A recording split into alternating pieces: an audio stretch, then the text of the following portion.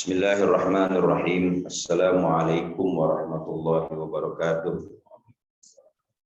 Alhamdulillahirabbil alamin.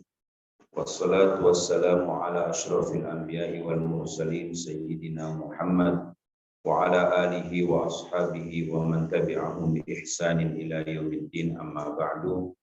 Faqala Allah ta'ala fil Qur'anil Karim, a'udzu billahi minasy syaithanir rajim. Ya ayyuhalladzina amanu 'alaikum anfusakum la yadurrukum man dhalla idza ihtadaitum ilallahi marji'ukum jami'an fayunabbi'ukum bima kuntum ta'malun. Wa qala Rasulullah sallallahu alaihi wasallam, fa innahu may ya'ish minkum fasayara ikhtilafan katsira 'alaikum bisunnati wa sunnatil khulafa'ir rasyidin min ba'di addu 'alaiha bin nawajid wa iyyakum wa muhdatsatil umur fa inna kulla bid'atin dhalalah. Rawahu Muslim wa Tirmidzi wa Abu Dawud. Allahumma anfa'na bima 'allamtana wa 'allimna ilman yanfa'una wa na'udzu bika min ilmin la yanfa'una. Allahumma hdina bihudak waj'alna mimman yusari'u fi ridhak wa la tuwallina waliyan siwak wa la taj'alna mimman khalafa amraka wa 'asa. Hasbunallah wa ni'mal wakil, ni'mal maula wa ni'mal nasir. Subhanaka la ilma lana illa ma 'allamtana innaka antal alimul hakim. Hadirin jamaah salat subuh Masjid Al-Fauzin yang insyaallah sudah dicatat oleh Allah Subhanahu wa taala sebagai calon-calon penghuni surga semuanya. Alhamdulillah, pada pagi hari yang basah ini kita diberikan kemudahan dan kekuatan oleh Allah Subhanahu wa taala untuk hadir di masjid yang diberkahi ini, melaksanakan sholat subuh berjamaah, kemudian kita lanjutkan dengan tafaqquh fiddin sampai waktu syuruk nanti. Kita berharap dan senantiasa berdoa semoga dengan amalan kita yang sederhana ini Allah Subhanahu wa taala jadikan sebagai salah satu asbab yang memudahkan kita semuanya masuk ke dalam surganya Allah Subhanahu wa taala. Hadirin yang dimuliakan Allah, pada kesempatan pagi hari ini topik yang akan disampaikan adalah tentang apa itu manhaj salaf. Kita sering mendengar istilah manhaj salaf di luar sana yang dijadikan sebagai patokan bahwa benar atau tidaknya beragama itu harus sesuai dengan manhaj salaf. Tapi sebagian besar kita, saya yakini, tidak memahami apa makna dari manhaj salaf. Ya, begitu juga banyak di antara kita yang menggunakan istilah-istilah dalam bahasa Arab, terutama yang berkaitan dengan agama, tapi kita belum memahami secara mendalam apa makna dari istilah-istilah bahasa Arab yang sering kita ucapkan itu. Yang sederhana saja, yang sering kita ucapkan itu makna muhrim. Ya, muhrim itu artinya orang yang berihram. Tapi kita artikan muhrim itu hubungan suami istri itu muhrim. Ya, yang benar tuh istilahnya bukan muhrim, tapi mahram. Mahram itu artinya perempuan yang haram dinikah, orang yang haram dinikah. Kalau istri bukan mahram, karena istri itu halal dinikah. Jadi mahram itu disebut di dalam surat An-Nisa ayat 24. Namanya mahram itu yang pertama ibu. Ibu itu mahram karena haram menikahi ibu. Lalu yang disebut mahram itu adalah adik. Adik itu haram dinikah. Siapa lagi yang haram dinikah? Nenek. Nenek itu haram dinikah. Siapa lagi yang disebut mahram? Yang disebut mahram itu bibi. Adik dari ibu atau adik dari bapak. Itu haram dinikah. Lagi siapa lagi yang disebut mahram? Yang disebut mahram itu keponakan. Keponakan itu haram dinikah. Kalau istri bukan mahram. Istri itu justru halal dinikah. Nah, jadi istilah-istilah ini yang seringkali tidak dipahami oleh kita. Lalu kemudian muncul lagi istilah baru, manhaj salaf. Apa itu manhaj salaf? Sehingga ada yang mengartikan manhaj itu manjat, ya, manjat salaf gitu kan. Manhaj itu diambil dari kata nahaja yanhaju, artinya berjalan. Ya, maka manhaj itu maknanya adalah metode atau jalan memahami agama. Salaf itu artinya orang-orang zaman dulu. Nah, yang dimaksud salaf kalau kita bicara berdasarkan kajian ilmu agama, salaf itu adalah orang-orang yang hidup pada masa Nabi, pada masa sahabat, pada masa tabi'in, dan pada masa atba'ut tabi'in.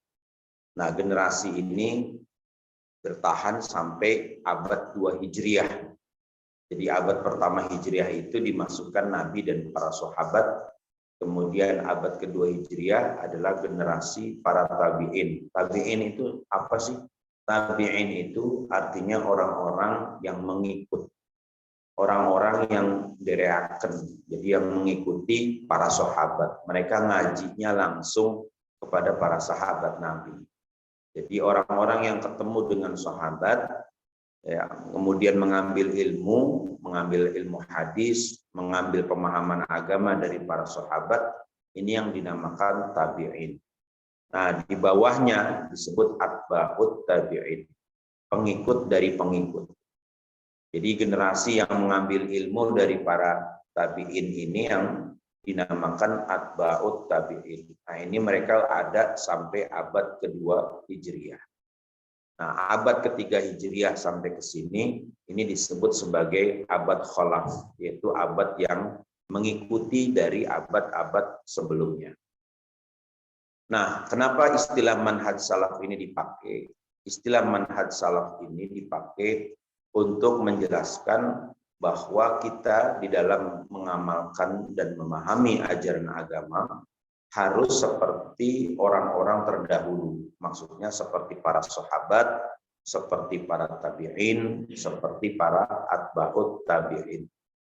Jadi orang-orang zaman dulu itu dikatakan sebagai barometer di dalam pemahaman beragama.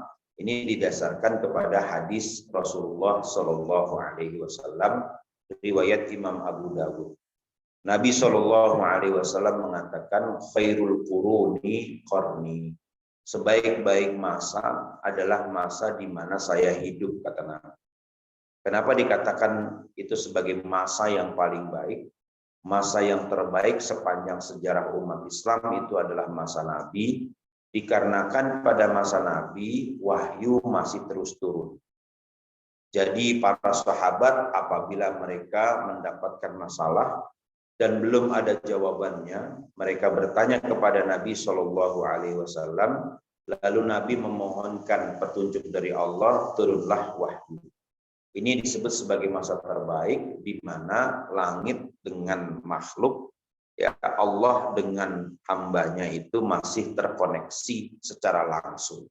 Jadi Allah memberikan petunjuk langsung melalui nabinya lewat ayat-ayat Al-Quran, dan ini dijadikan sebagai pedoman. Ini disebut sebagai masa yang penuh dengan keberkahan. Bukan berarti pada masa itu tidak ada orang yang melakukan perbuatan buruk. Pada masa itu tetap ada orang kafir, orang-orang musyrikin Mekah menyembah berhala, ada orang-orang Arab yang juga masih menyembah berhala, ada juga umat Islam, umat Nabi Muhammad yang mabuk-mabukan, ada juga umat Islam, umat Nabi Muhammad yang melakukan perbuatan zina. Jadi pada masa itu dikatakan sebagai masa yang terbaik, karena meskipun keburukan itu masih dilakukan segelintir orang, kebaikan itu tetap menjadi patokan dan ditaati oleh orang banyak. Nah, ini yang dikatakan terbaik. Sehingga orang melakukan perbuatan buruk itu malu pada masa itu. Diceritakan oleh seorang sahabat yang bernama Abu Nujaid Amr bin Husain radhiyallahu anhu, bahwa satu hari datang perempuan menghadap Rasulullah Shallallahu Alaihi Wasallam ditemani bapaknya. Perempuan ini datang bersama bapaknya menghadap Rasul. Nabi tanya dan perempuan ini mengatakan bahwa maksud keperluannya ini untuk minta ditegakkan hukuman rajam bagi dirinya. Si perempuan ini mengaku melakukan perbuatan zina padahal dia sudah menikah. Jadi kalau zaman dulu itu, pada zaman Nabi, orang kalau salah itu ngaku. Itu yang disebut sebagai keunggulan masa lalu dibanding masa sekarang. Sekarang itu udah ketahuan nembak nggak mau ngaku. Kan gitu kan. Udah ketahuan dia yang bunuh itu nggak mau ngaku. Bukan Pak, bukan saya Pak, yang bunuh itu ajudan saya. Kalau sekarang begitu.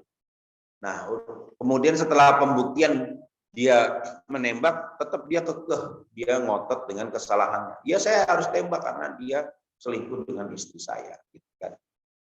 Ketika dicecer lagi, tetap nggak mau ngaku. Gitu. Jadi kalau zaman sekarang itu orang ketahuan salah tetap nggak mau ngaku. Malah lebih galak yang salah dibandingkan yang benar. Itu sekarang begitu. Kita bisa lihat di jalan raya begitu. Angkot itu kalau ditabrak dengan menabrak itu lebih galak waktu dia menabrak dibandingkan waktu dia ditabrak. Kalau dia nyerempet mobil kita sampai mobil kita baret, itu yang lebih ngotot di angkotnya itu, bukan kita. Nah ini umat zaman sekarang seperti itu gambarannya. Sedangkan pada masa Nabi, orang melakukan perbuatan zina ngaku, ya saya berzina ya Rasulullah karena saya malu, saya minta ditegakkan hukum. Hukumnya bagi perempuan, bagi orang yang sudah menikah, hukumannya dirajam. Apa itu rajam? Rajam itu dikubur setengah badan, kemudian dilempari batu. Batunya batu kecil-kecil, bukan batu besar-besar. Batu kecil-kecil kerikil itu sampai dia mati. Itu hukuman rajam. Nah, pertama dilempar dengan batu sebesar tangan ke bagian kepala. Setelah itu semua yang hadir harus melempar batu kecil-kecil ke arah tubuhnya. Nah, tapi Nabi itu melaksanakan hukuman rajam cuma sekali seumur hidupnya. Nabi nggak sering menegakkan aturan rajam. Nabi hanya menegakkan rajam sekali terhadap kasus perempuan yang minta dirajam. Jadi hukuman rajam ini juga nggak boleh sembarangan, tidak boleh langsung dilakukan karena pada prinsipnya di dalam aturan Islam orang itu kalau bisa bebas dari hukuman yang mengancam nyawa. Ini kalau dalam hukum Islam itu begitu. Jadi kalau bisa orang itu dibebaskan dari hukuman yang bisa menghilangkan nyawa. Sebisa mungkin bagaimana caranya supaya dia tidak kena hukuman mati. Ini karena tujuan syariat Islam itu adalah melangsungkan kehidupan. Nah, kenapa dalam kasus pembunuhan itu hukumannya tetap ditegakkan? Karena pembunuhan itu kalau dia didiamkan akan merajalela. Pembunuhan itu tidak bisa dimaafkan. Apalagi pembunuhan berencana.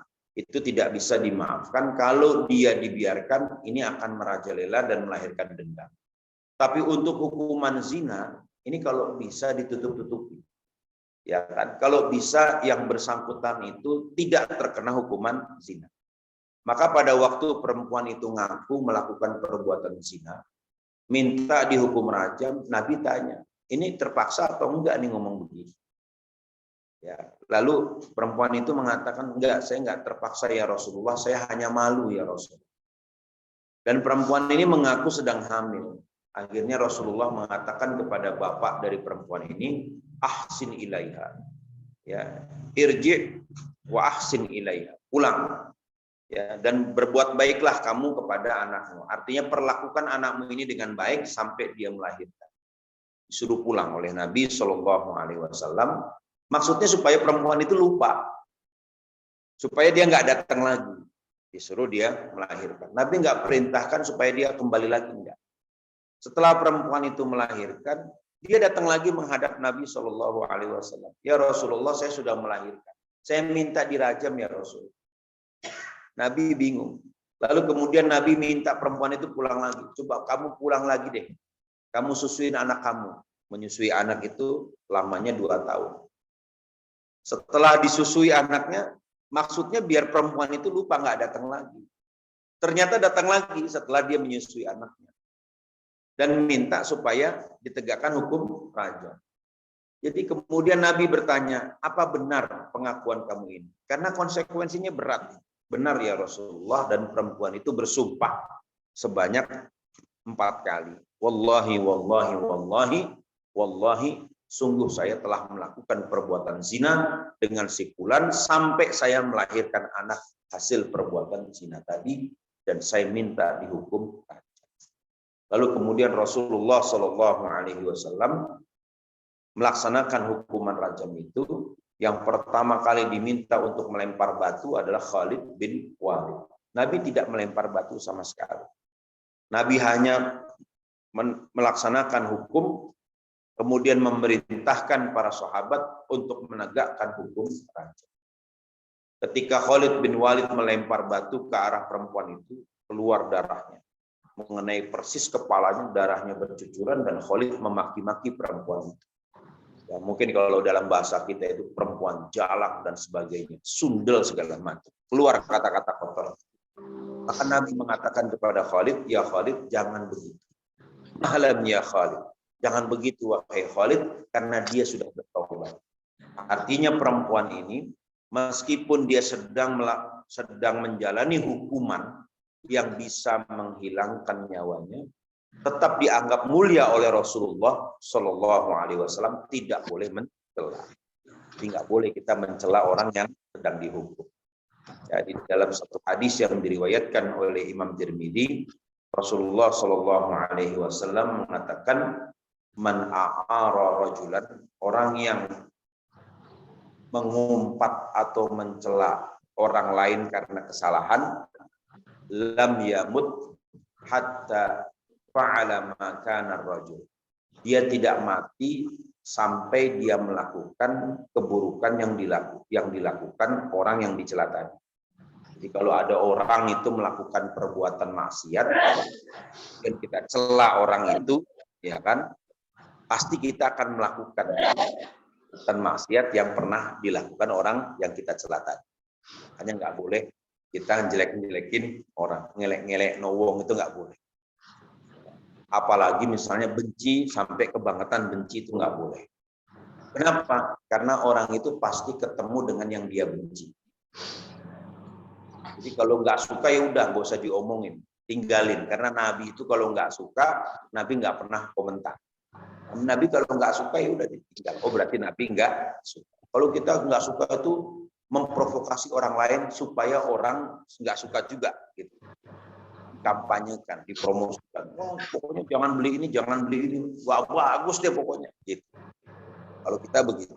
Saya dulu nggak suka mobil Avanza, Pak. Nggak suka betul. Kebeli mobil Avanza. Maka nggak suka Mercy, insya Allah nanti punya Mercy.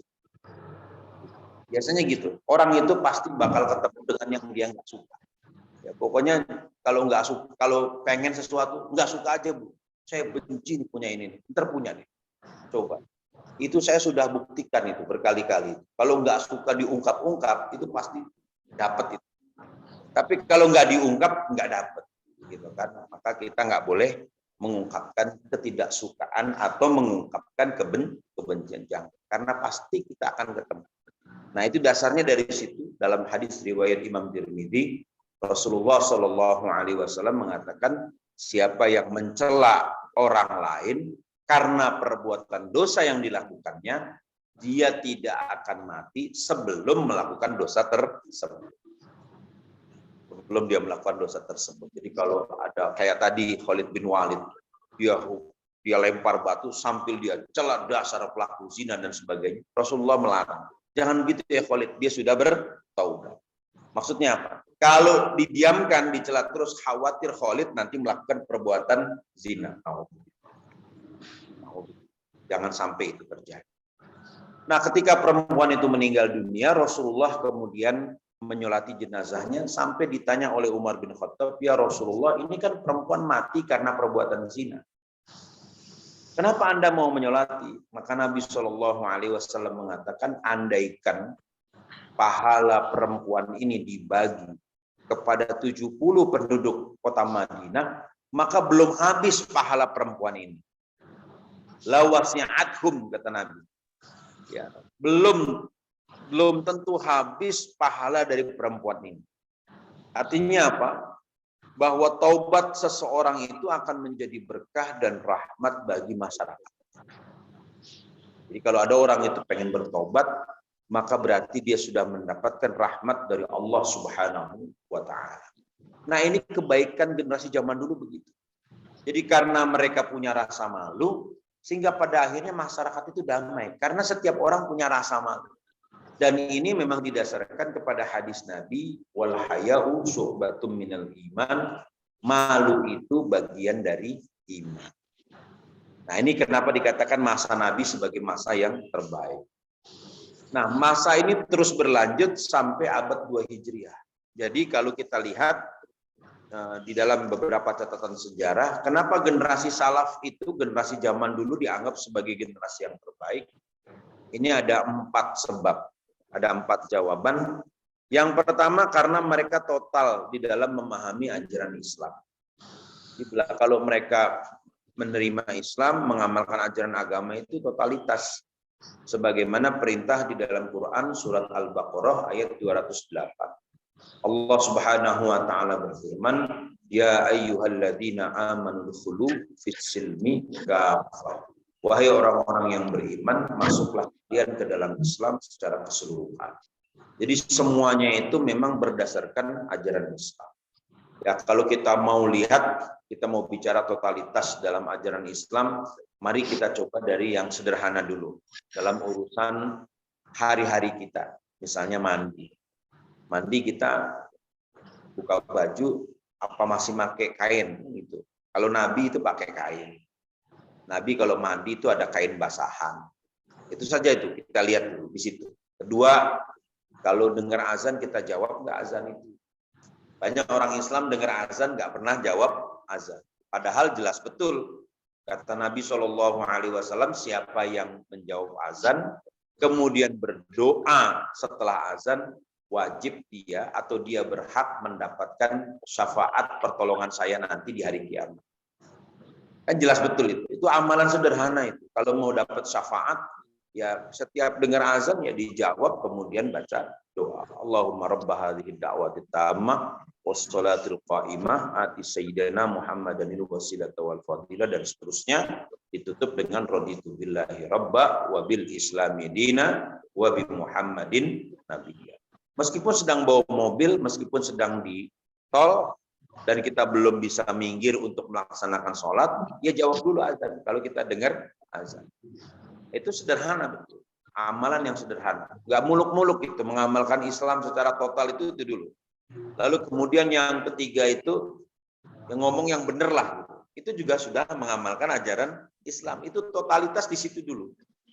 Jadi nggak usah muluk-muluk terlalu jauh gitu kan, menciptakan masyarakat yang Islami itu bicaranya gimana caranya kan. Ya, kalau kita belum mulai dari yang sederhana, apalagi misalnya kalau kita minum itu baca Bismillah. Nabi itu kan kalau minum baca Bismillah. Bismillahirrahmanirrahim. Alhamdulillah. Ini kan sederhana ya. Totalitas itu di situ. Kenapa baca Bismillah? Karena air ini berzikir. Kalau kita berzikir, ini berzikir, maka ketemu ketika di dalam itu bertemu. Sehingga air yang mengalir kemudian menjadi darah adalah darah-darah yang berzikir. Sehingga badan kita ini gampang melaksanakan ibadah. Itu kan gampang betul. Apalagi misalnya totalitas ajaran Islam. Dia mau tidur wudhu dulu.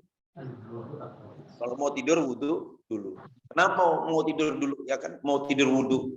Ya karena kita nggak tahu waktu tidur mati apa enggak, kan kita nggak tahu. Nggak ada yang jamin bahwa kalau kita ini pasti bangun, belum, nggak ada yang jamin. Saya punya teman itu habis dapat proyek kontraktor nilainya 2 miliar, malam tidur subuhnya mati. Ya kan? Padahal sorenya baru dapat proyek gitu kan. Loh kok itu dapat proyek mati kan gitu.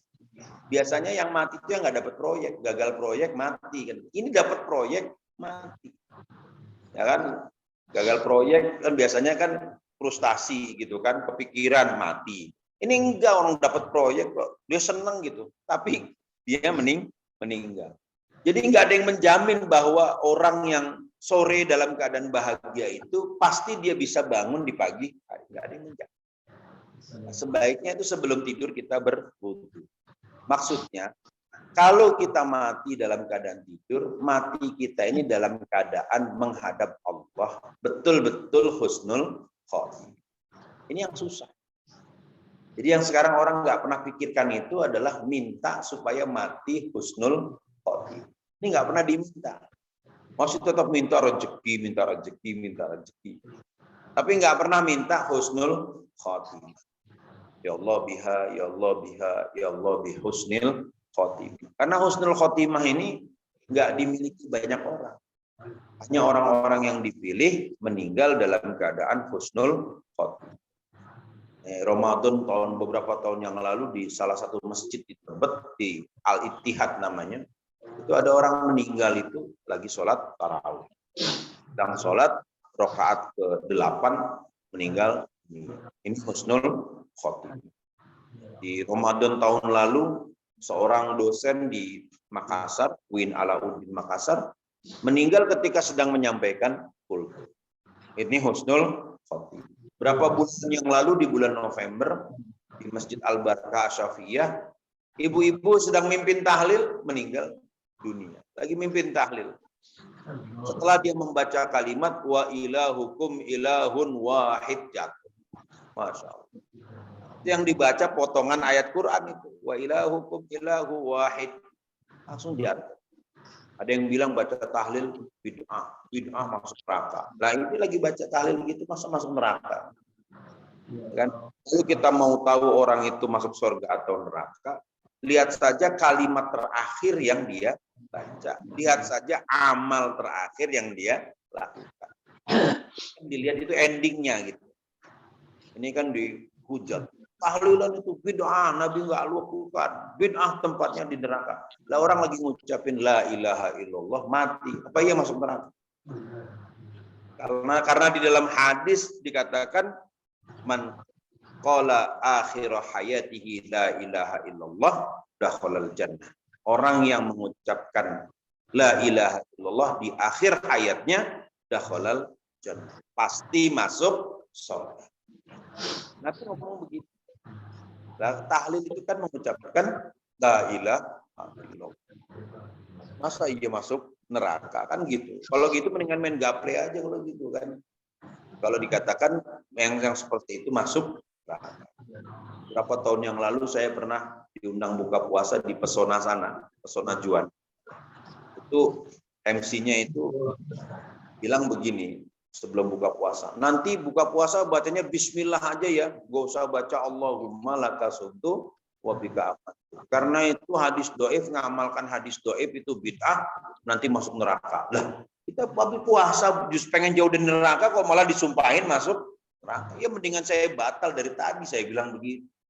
Mas, tadi saya batalin aja puasanya. Loh kok gitu mikirnya? Lah iya mas, masa baca Allahumma lakasumtu masuk neraka?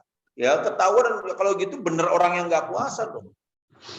Enggak, ini masalahnya tuntunan dasmu, saya bilang gitu. Sampai kalau nggak paham hadis jangan ngomong, saya bilang gitu. Cangkemmu itu tuntunan gitu kan. Sampai nanti kalau awam soal ilmu agama nggak usah pakai komentar pasti masuk neraka. Sampai yang masuk neraka, saya bilang begitu. Sekarang harus begitu. Kadang-kadang orang itu cuma bisa dinasihati dengan cangkem elek. Kadang-kadang begitu. Gak bisa juga dialus-alusin. Kalau orang Indonesia itu ngeyel kadang-kadang. Kalau dialus-alusin, wah pokoknya harus pakai cangkem elek juga. Kadang-kadang itu ada manfaatnya. Karena rupanya gerakan cangkem elek itu juga disebut di Quran.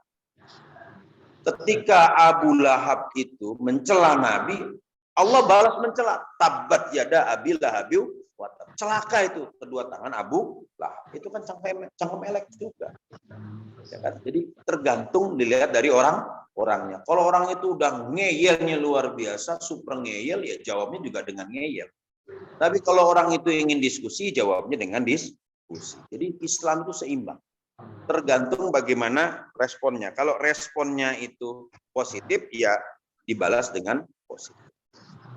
Lalu kemudian yang kedua, di antara keistimewaan generasi salaf itu, kenapa dikatakan sebagai generasi terbaik? Karena iman itu dijadikan sebagai pertimbangan dalam kehidupan. Dalam setiap mengambil keputusan, dasarnya adalah iman. Takut apa enggak nih, kan gitu. Jadi ini sesuai nggak dengan iman?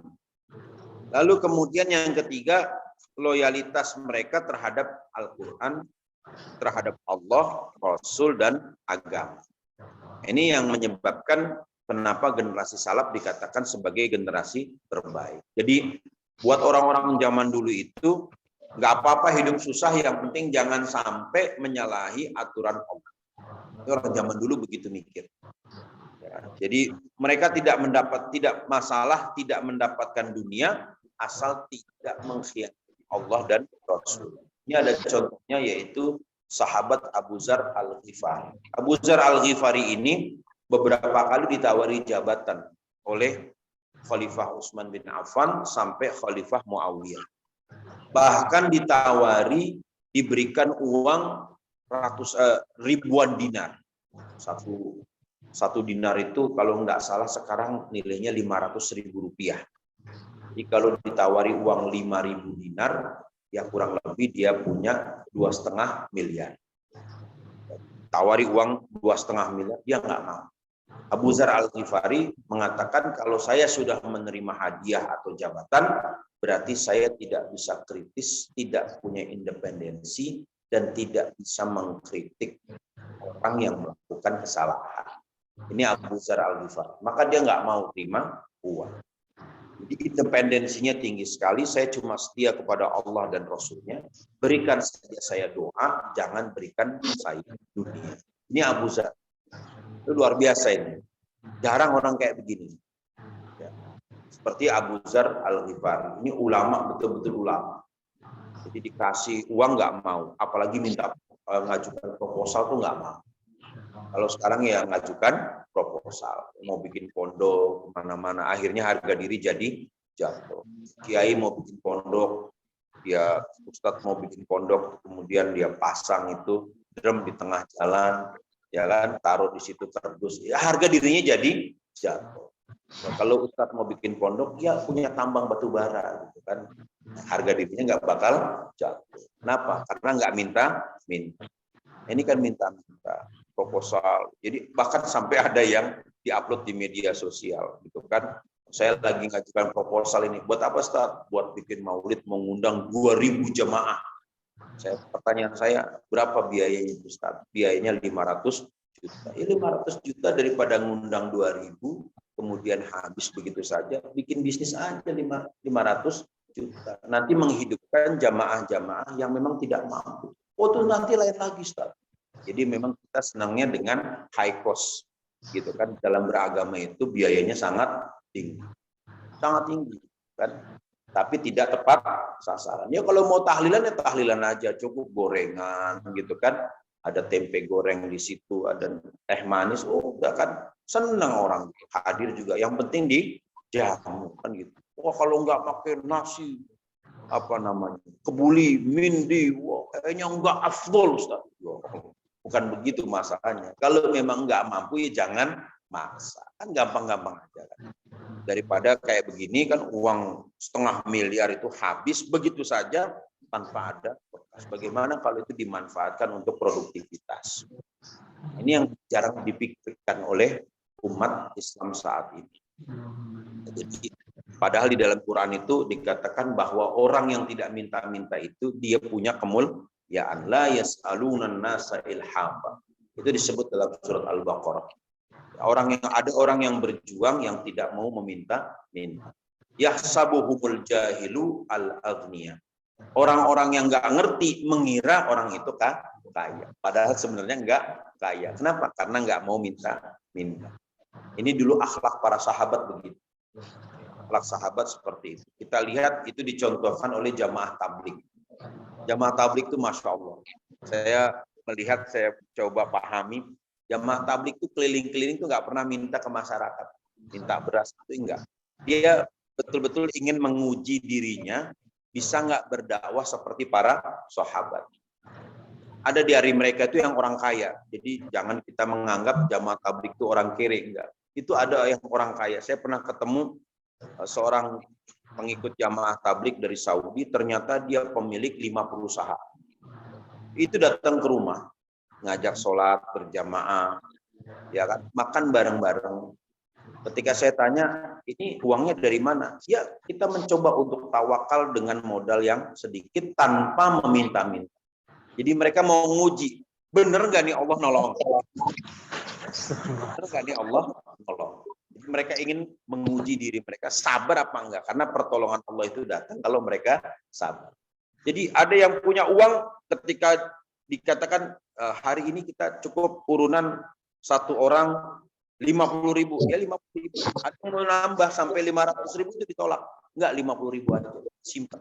Jangan 50, jangan lebih dari 50.000. Sudah ikhtiar dengan 50.000 itu. Mau buktikan benar enggak di pertolongan Allah ini datang. Ya kan? Ya kalau kepepet mereka telepon juga ke rumah gitu, minta dikirimin uang gitu kan. Tapi pembelajaran itu cukup mengena gitu kan. Belajar seperti itu. Ini Masya Allah gitu kan. Jadi orang-orang salaf itu, orang-orang zaman dulu itu, mereka itu setia kepada Allah, Rasul, dan agama. Dan yang keempat, ya mereka selalu berusaha keras untuk menjaga Al-Quran dan Sunnah dari praktek manipulasi. Ini yang menyebabkan mereka disebut sebagai generasi terbaik, karena usaha keras mereka menjaga Al-Quran dan Sunnah. Nah, hadirin yang dimuliakan Allah Subhanahu wa Ta'ala, lalu bagaimana pemahaman salaf terhadap ajaran agama? Ya, pemahaman salaf terhadap ajaran agama ini tidak terlepas dari sikap moderat. Jadi mereka ini moderat. Orang-orang zaman dulu itu tidak seperti yang digambarkan bahwa yang namanya salaf itu nggak mau negur orang. Salaf itu justru yang mengedepankan akhlak. Sebagaimana dikatakan oleh Syekh Abdul Wahab Asy-Sya'rani, beliau mengatakan bahwa di antara akhlak generasi salaf itu adalah ru'yatuhum anfusahum annahum min afsakin nas. Kalau mereka memandang diri mereka sendiri, mereka menganggap diri mereka adalah orang yang paling fasik, orang yang paling banyak dosanya. Tapi kalau melihat orang lain, mereka melihat dengan pandangan yang baik, menganggap orang lain lebih soleh daripada diri. Ini orang-orang zaman dulu begitu. Ya, maka orang zaman dulu itu tidak pernah menampilkan kesolehan di muka orang lain. Nggak pernah dia. Kenapa? Karena malu kalau ada yang lebih soleh. Ini orang-orang zaman dulu begitu. Jadi mereka tidak pernah menampilkan atau menampakkan bahwa mereka paling soleh. Tapi justru mereka biasa-biasa saja di hadapan orang lain. Tapi kalau zaman sekarang kebalik. Kalau zaman sekarang itu kita harus menampakkan kesolehan. Kenapa? Karena maksiat sudah merajalela di mana-mana. Kalau zaman dulu maksiat tidak merajalela, orang soleh banyak. Maka kalau ibarat kita melihat ada orang ini dia sama-sama ahli, jangan merasa paling ahli lah. Kira-kira begitu. Insinyur kalau udah ketemu di antara para insinyur yang nggak ada yang lebih insinyur, nggak ada. Ya, semua sama-sama berdiskusi, ya kan? Kecuali kalau dia cuma insinyur sendirian, ya ini kelihatan bahwa dia insinyur sendiri. Jadi begitu di hadapan orang yang semuanya soleh, ya nggak boleh orang itu menampakkan bahwa dia paling soleh. Tapi kalau sekarang harus orang menampakkan kesolehan. Kenapa menampakkan kesolehan itu harus? Nah, ini didasarkan kepada nasihat seorang ulama yang bernama Syekh Abu Hasan Asy-Syadzili. Beliau mengatakan, a'linu ta'atakum kama a'lana ghairukum maksiyatakum. Umumkan atau tunjukkan ketaatan kalian karena para pelaku maksiat telah menunjukkan atau mengumumkan kemaksiatan mereka. Dan sekarang orang berbuat zina ngaku kok. Ngakunya itu bukan ngaku salah, tapi ngaku bangga bahwa dia melakukan perbuatan zina. Dan itu dipublikasi di media sosial atau di media online lainnya. Sehingga anak-anak kita, anak-anak muda ini menganggap ini sebagai tren baru. Nah, sekarang yang kampanyekan itu child free, kampanye nggak punya anak. Ya, ibu-ibu muda, besti-besti semua nggak usah punya anak kalau pengen awet muda. Kayak aku nih, aku nggak punya anak, awet muda dong katanya kan. Sebab anak itu adalah beban. Ini dikampanyekan. Padahal niat tidak mau punya anak itu dosa. Kenapa? niat tidak mau punya anak itu dosa. Karena anak itu pemberian dari Allah. Nah, orang kawin bertahun-tahun pengen punya anak, kok dia kawin nggak mau punya anak. Ini gimana?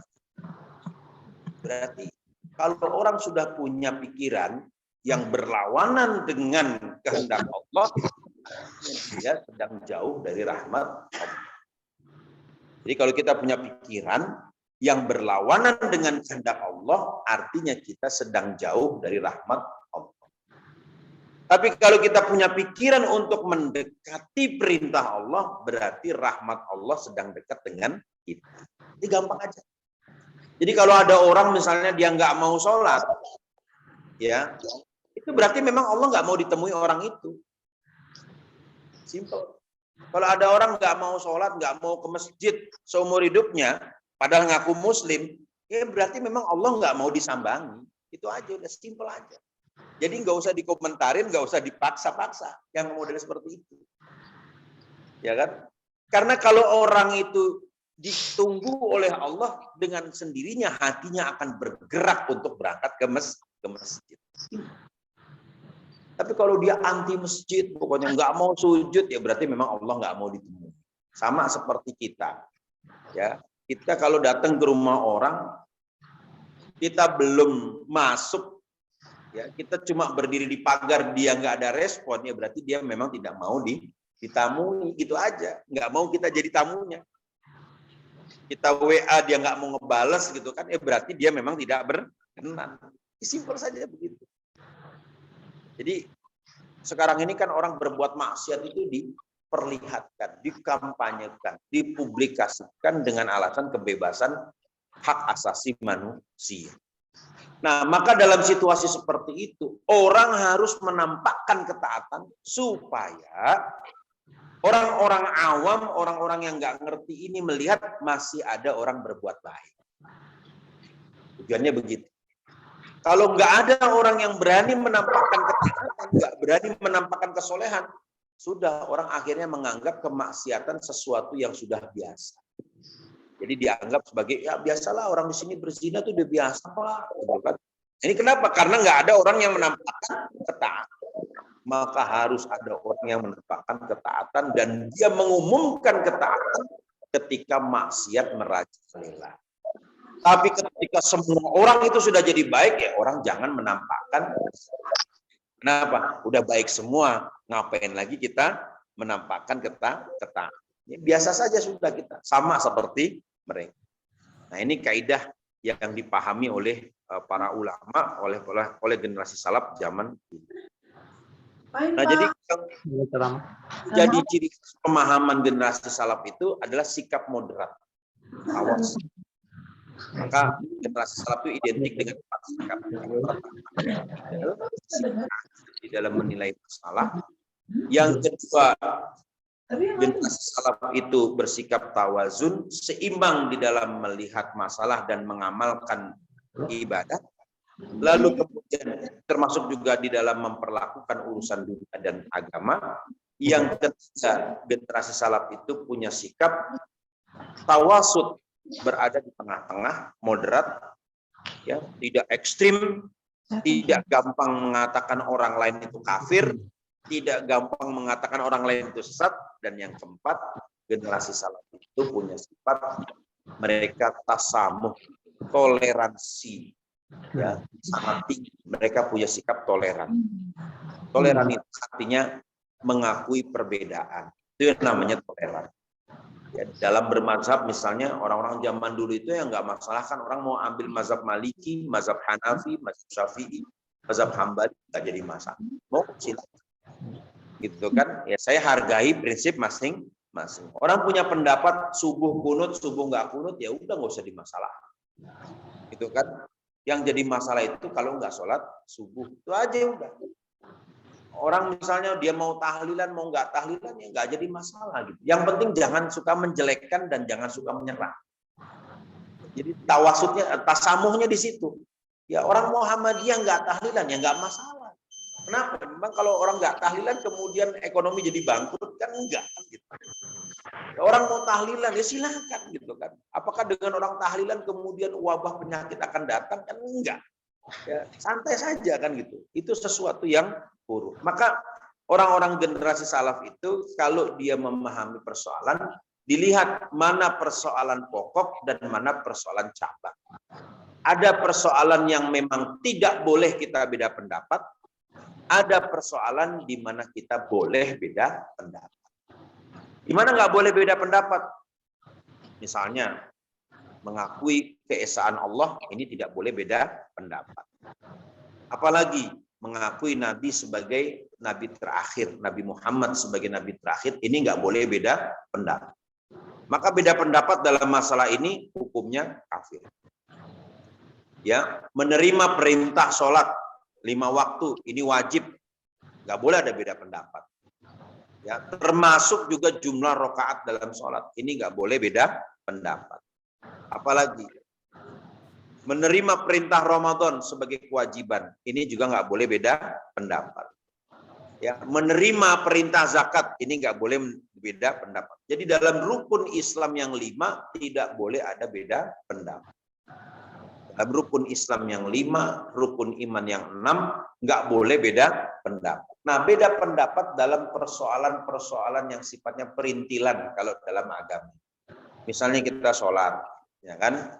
Ada beberapa gerakan dalam sholat itu yang tidak diwajibkan. Ada beberapa bacaan sholat itu yang memang tidak diwajibkan dan hukumnya itu sunnah. Seperti apa? Bacaan tasbih. Tasbih ini ada 2 versi. Ada bacaan subhanallah, subhana rabbiyal azim kalau kita ruku. Ada bacaan subhanakallahumma wa bihamdika Allahumma gfirli. Ini mana yang benar? Ya dua-duanya benar. Boleh baca ini, boleh baca yang ini. Ini hukumnya sunnah. Baca subhanallah boleh nggak? Boleh. Subhanallah, subhanallah, subhanallah. Barangkali orang yang sholatnya cepat karena dia bacanya subhanallah, subhanallah, subhanallah. Nggak salah, gitu kan? Ketika sujud misalnya dia baca subhanallah 3 kali, juga nggak masalah. Ini masalah yang sifatnya perintilan. Karena kalau kita lihat di dalam hadis tentang bacaan tasbih ini banyak, bukan cuma 1. Nah, ini masalah perintilan. Boleh orang beda pendapat di situ. Baca at-tahiyatnya dibalik, at-tahiyatulillah washolawatu watthayyibah, boleh. Ini ada riwayatnya. Baca tahiyatnya misalnya at-tahiyatul mubarakatuh sholawatu thayyibatulillah, boleh, karena ini juga ada riwayat. Jadi masing-masing itu ada riwayat. Nah, ini kalau orang-orang zaman dulu beda pendapat dalam masalah ini biasa-biasa saja. Kalau kita ini jadi masalah ini. Sholatnya nggak sesuai dengan sunnah, nggak bakal diterima. Loh, kok sampean udah bisa menilai sholat ini tidak diterima? Padahal bacaannya ada dasarnya. Jadi sesuatu yang dilakukan berbeda itu yang pertama ditanya dasarnya ada apa enggak. Kalau nggak ada dasarnya baru kemudian kita kasih tahu dasarnya seperti ini, bahwa sholat yang Anda lakukan itu keliru. Bapak Ibu yang dimuliakan Allah, pada abad ke-4 Hijriah muncul satu gerakan namanya gerakan Salafi, abad 4 Hijriah. Zaman dulu. Sekarang abad 14 Hijriah. Jadi 10 abad yang lalu muncul gerakan namanya gerakan Salafi. 1000 tahun yang lalu. Nah, ini pertama kali diinisiasi oleh pengikut-pengikutnya mazhab Hambali. Mereka mengatakan bahwa imam mereka ini punya sikap seperti para ulama salaf, yaitu kalangan sahabat dan tabi'in. Maka kita harus seperti itu. Cuma fokus mereka itu hanya kepada ayat-ayat, ya, fokus mereka itu hanya kepada masalah ziarah kubur. Bukan kepada salaf dalam pengertian pola hidupnya seperti ulama salaf. Jadi yang mereka kritik itu masalah ziarah kubur aja. Lalu kemudian gerakan salaf pada abad 4 Hijriah ini hilang. Karena para ulama mengkritik, muncul lagi abad ke-7 Hijriah. 3 abad kemudian muncul. Ibnu Taimiyah menghidupkan lagi gerakan salaf pada abad 7 Hijriah dan hilang selama kurang lebih 5 abad. Abad 12 Hijriah muncul lagi, diinisiasi oleh Syekh Muhammad bin Abdul Wahab di Saudi Arabia. Nah, dia pakai yang namanya salaf ini untuk membangun gerakan anti syirik, anti bid'ah, anti khurafat. Maka gerakannya dinamakan Wahabi, wawasan hanya bid'ah. Nama gerakannya itu. Ya, gerakannya pokoknya yang dipikirin bid'ah, bid'ah, bid'ah. Semua kalau nggak Nabi nggak lakukan bid'ah, nggak Nabi lakukan bid'ah. Ini bid'ah. Semua bid'ah sesat, sehingga akhirnya semua orang Islam dianggap sesat. Bahkan ada beberapa orang Saudi yang berlebihan di dalam memuja dan memuji Syekh Muhammad bin Abdul Wahab ini, sampai dikatakan bahwa Syekh Muhammad bin Abdul Wahab ini dia menegakkan tauhid yang tidak pernah dilakukan orang sebelumnya di tanah Arab. Berarti Nabi Muhammad nggak dianggap. Ya kan? Berarti Nabi Muhammad tidak. Muncullah NU pada tahun 1926 itu karena ada isu, ada rencana pembongkaran makam Nabi di Masjid Nabawi. Maka Kiai Hasyim Asy'ari mengutus Kiai Abdul Wahab Hasbullah untuk menemui Raja Abdul Aziz agar membatalkan rencana pembongkaran makam Nabi. Jadi belum makam Nabi itu pagernya nggak tinggi. Ya, pagar makam Nabi itu cuma segini, sehingga orang masih bisa melihat makam Rasulullah Shallallahu Alaihi Wasallam. Jadi belum dibikin pagar tinggi. Orang bisa melihat itu makam Rasulullah. Nah, karena melihat orang banyak berdoa, akhirnya makam Nabi mau digusur, mau dibongkar.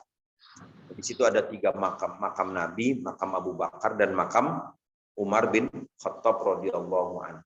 Ini dianggap syirik. Padahal ya sejak dulu para ulama itu kalau berdoa di makam Nabi itu nggak masalah, tidak pernah mempermasalahkan. Toh mintanya kepada Allah, ini didasarkan kepada Quran surat An-Nisa ayat 64. Walau annahum idzalamu anfusahum ja'uka fastaghfirullaha wastaghfara lahumur rasulu lawajadullaha tawwabar rahim.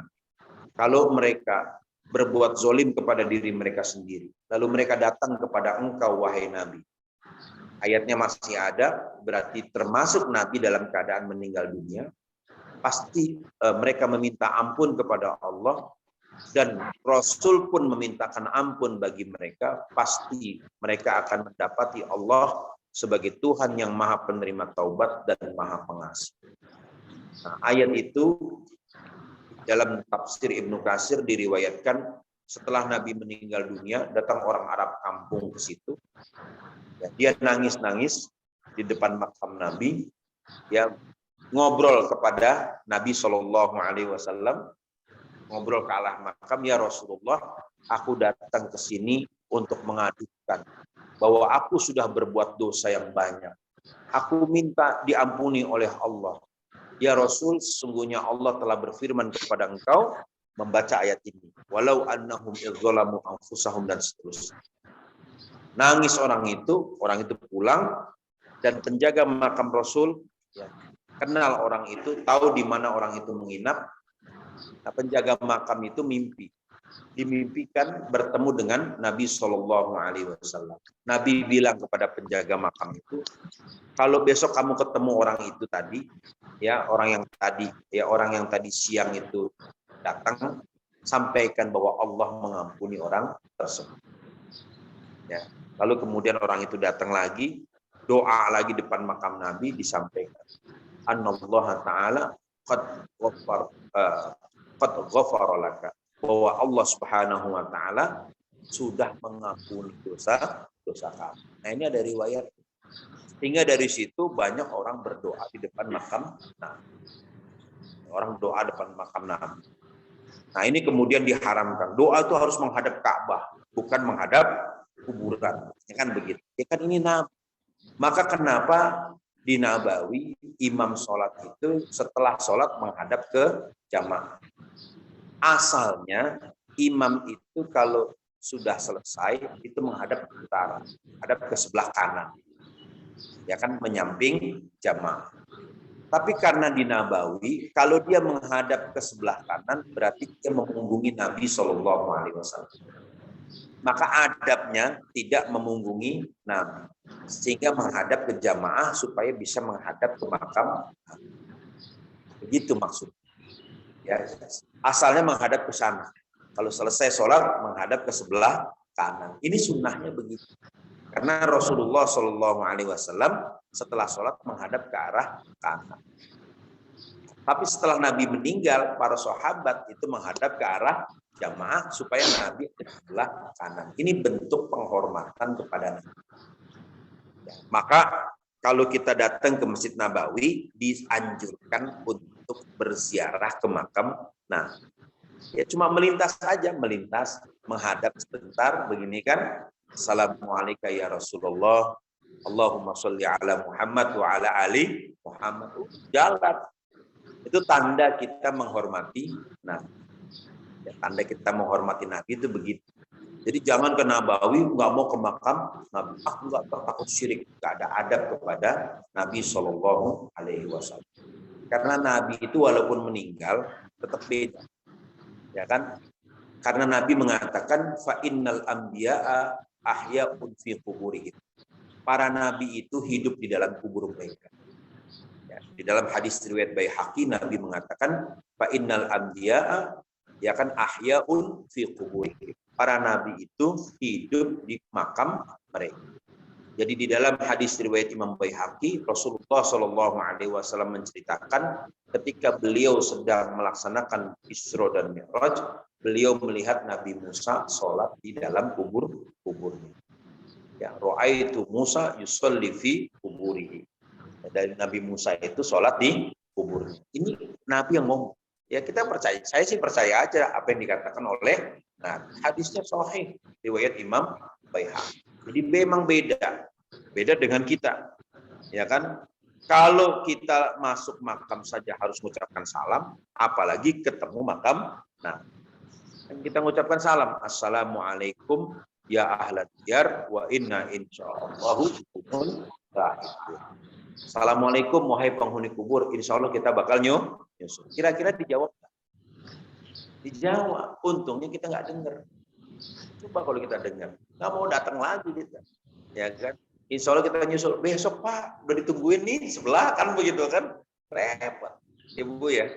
Jadi maka dianjurkan untuk mengucapkan salam. Apalagi ke makam Nabi. Assalamualaikum ya Rasulullah. Assalamualaikum ya Habibullah. Assalamualaikum warahmatullahi wabarakatuh. Assalamualaikum ayyuhan nabi warahmatullahi wabarakatuh. Allahumma sholli ala Muhammad wa ala ali Muhammad. Ada satu doa yang diajarkan oleh para tabi'in kalau kita ziarah kubur, jazallahu anna sayyidana Muhammadan sallallahu alaihi wasallam khaira ma jaza al anbiya min qabl. Semoga Allah memberikan balasan kepada Nabi Muhammad sallallahu alaihi wasallam dari doa umatnya ini sebaik-baiknya balasan sebagaimana yang pernah Allah berikan kepada nabi-nabi sebelumnya.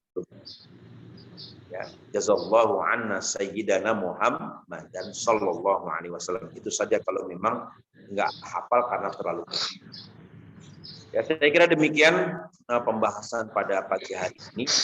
Ya, masih banyak yang bisa dilanjutkan terkait dengan manhaj salaf ini supaya kita mendapatkan wawasan yang jelas tentang apa itu manhaj salaf dan bagaimana sebenarnya ulama-ulama salaf itu supaya kita tidak terjebak dengan propaganda yang mengatasnamakan salaf tetapi ternyata perilakunya berbeda dengan ulama-ulama salaf.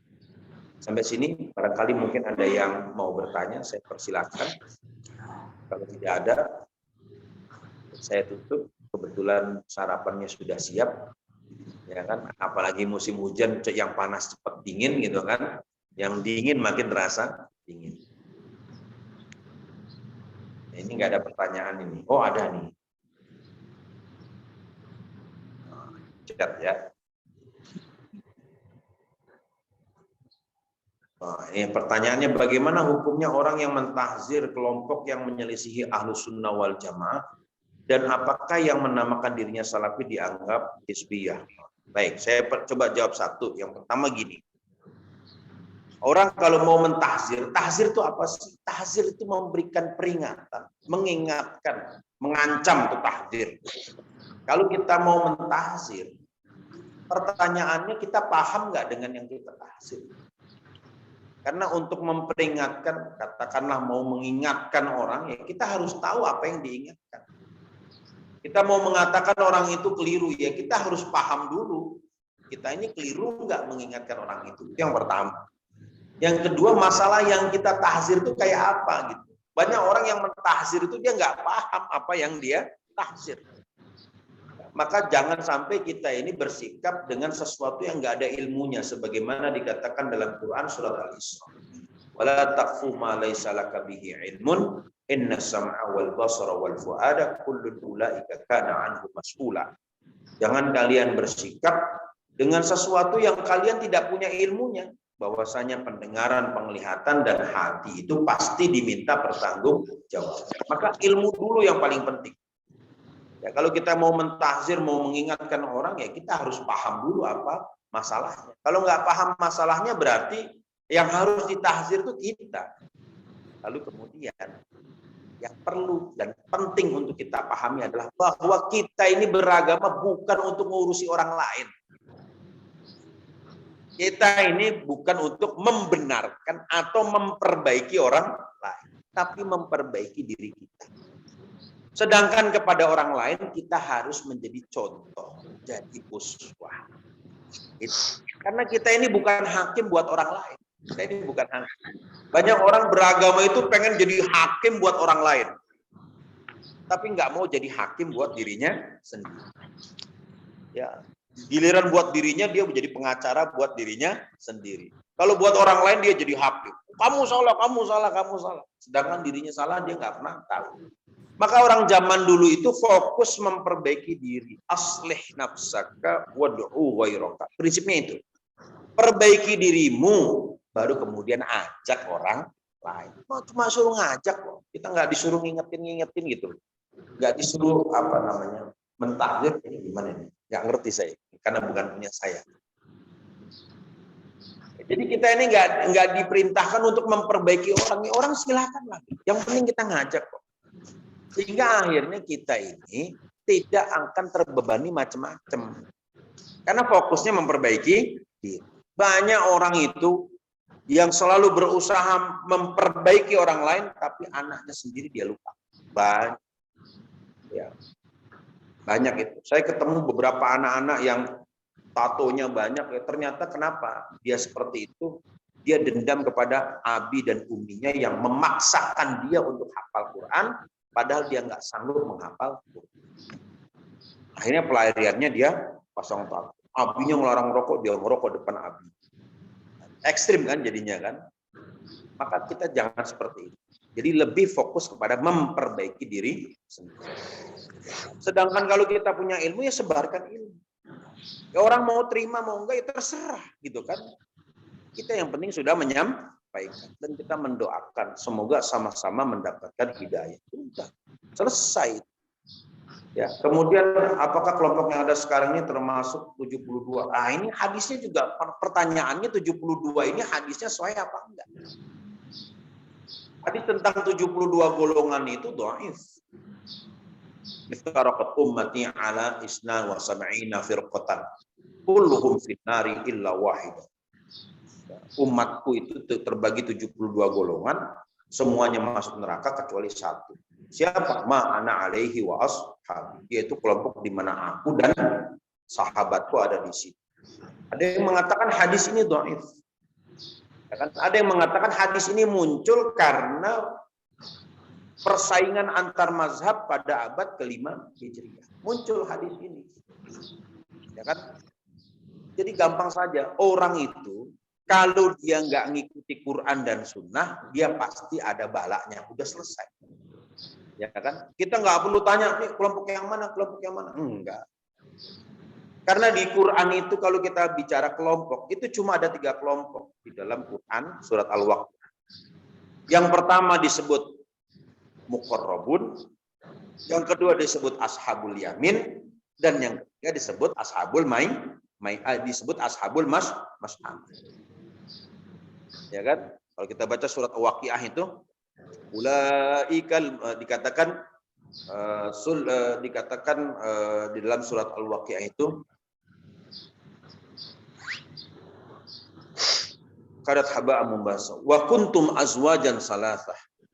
Kamu itu nanti terbagi menjadi 3 kelompok. Wa ashabul maimanati ma ashabul maimanah. Kelompok kanan, golongan kanan, yaitu kelompok kanan. Wa ashabul mas'amati ma ashabul mas'amah. 2. Ada kelompok kiri, yaitu kan kelompok yang ada di sebelah kiri. Lalu kemudian was-sabiqunas sabiqun ulaikal muqarrabun. Nah, ini yang istimewa, kelompok sabiqun yang saling mendahului masuk surga. Ulaikal muqarrabun, yaitu kelompok yang betul-betul dekat kepada Allah. Siapa ini? Para nabi, para sahabat. Ini muqarrabun. Para nabi dan para sahabat, orang-orang setia dengan dakwah nabi yang bersama dengan nabi, ini disebut muqarrab. Yang masuk surga siapa? Yang muqarrabun ini jumlahnya banyak nggak? Enggak. Dari golongan akhir sedikit. Sullatum minal awwalin wa qalilum minal akhir. Banyak dari orang-orang yang dulu dan sedikit dari orang-orang sekarang. Jadi zaman sekarang ini yang muqarrabun ini sedikit. Tapi yang ashabul yamin banyak. Sullatum minal awwalin wa sullatum minal akhirin.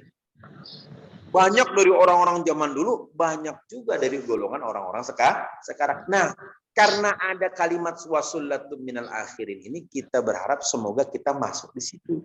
Sullatum minal akhirin gitu. Iya deh, kita nggak masuk yang muqarrabun, tapi yang ashabul yamin kita masuk. Jadi kalau kita lihat di dalam Quran, ya pembagiannya itu 3 golongan. Muqarrabun, ya kan? Kemudian ashabul yamin dan ashabul shimal. Siapa itu ashabul shimal? Ya orang-orang yang kufur, jelas kufur kepada Allah. Ya udah itu pasti ashabul shimal. Ya kan? Kufur nggak mau sholat, menolak nabi, ya itu udah pasti ashabul shimal. Nah kalau orang Islam yang agak malas-malasan gimana? Nabi mengatakan bahwa nanti ada umatku yang terakhir keluar dari neraka. Umatku yang terakhir keluar dari neraka. Nah pertanyaannya kita ini yang mana nih? Kita ini yang terakhir keluar apa? Enggak. Karena Nabi menjamin semua umatku itu pasti masuk surga kecuali yang nggak mau. Pertanyaannya, ada nggak orang yang mau masuk neraka, orang Islam? Nggak ada yang. Ya kan? Ada nggak orang Islam yang anti Nabi Muhammad? Tanya, kamu sebel nggak sama Nabi Muhammad? Kalau dia sebel, udah, ini nggak bakal keluar dari neraka. Tapi kalau dia cinta sama Nabi, walaupun sholatnya malas, pasti keluar dari neraka. Pasti keluar dari neraka. Karena dia cinta kepada Nabi. Ya saya sama Nabi itu hormat, saya itu Nabi kita. Terus kamu kok malas-malasan sholat? Ya gimana ya Pak, ya belum dapat hidayah. Ya masih masuk neraka dulu gitu kan. Walaupun dia nanti keluar belakang. Karena Nabi sebutkan itu. Ada nanti pelaku maksiat dari umat Nabi Muhammad yang akhirnya masuk surga setelah lama di neraka. Jadi kalau kita baca ayat Quran itu, ada yang khalidina fiha, ada yang tidak khalidina fiha. Yang khalidina fiha itu yang kekal, dia nggak bakal keluar dari situ, ada. Ada yang tidak kekal, pasti dia keluar. Kenapa? Karena Nabi itu ketika di hari kiamat, ini hadis riwayat Imam Ahmad, itu ditanya oleh Allah Subhanahu wa taala. Ya, nggak ada orang semua ngomong di hari kiamat kecuali Nabi. Allah bilang, apa? Minta kepadaku wahai Muhammad, apa yang kamu mau? Nabi bilang, ummati ya Rabb, ummati ya Rabb, umatku ya Allah, umatku jangan sampai ada yang ada di dalam neraka. Jadi kalau kita memahami ini, kalau kita memahami kelompok mana yang masuk neraka mana ini, terus pertanyaannya, terus kalau ada yang masuk neraka apa nggak mau kita selamatin gitu? Mau kita biarin, syukurin masuk neraka? Pertanyaannya begitu. Kalau saya kasihan melihat orang masuk neraka, saya justru berdoa semoga dia diselamatkan dari api neraka. Karena Rasulullah itu nggak mau umatnya masuk neraka. Jangankan umat, ketika Nabi melihat orang Yahudi mati, Nabi itu nangis. Ini hadis riwayat Imam Tabrani. Ketika jenazah Yahudi lewat, Nabi itu berdiri, Nabi nangis. Dari Yahudi.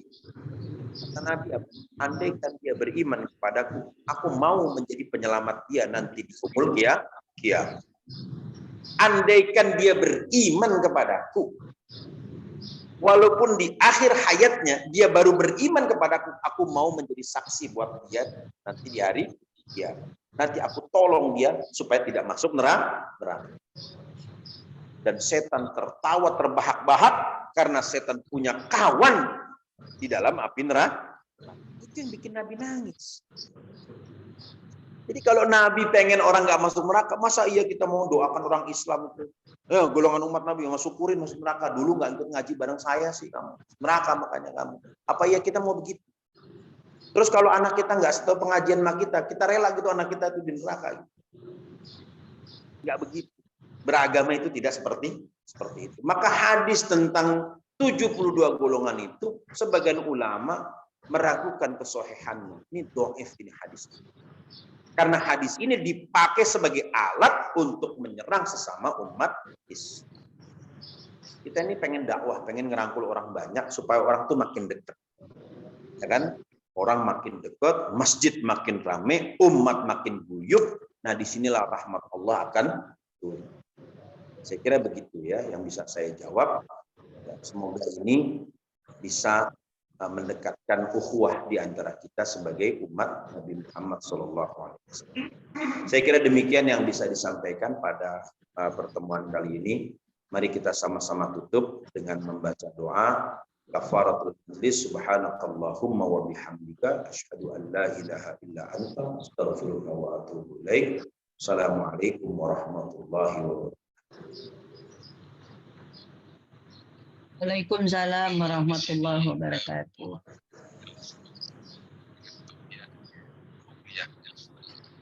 Yang sekedar juga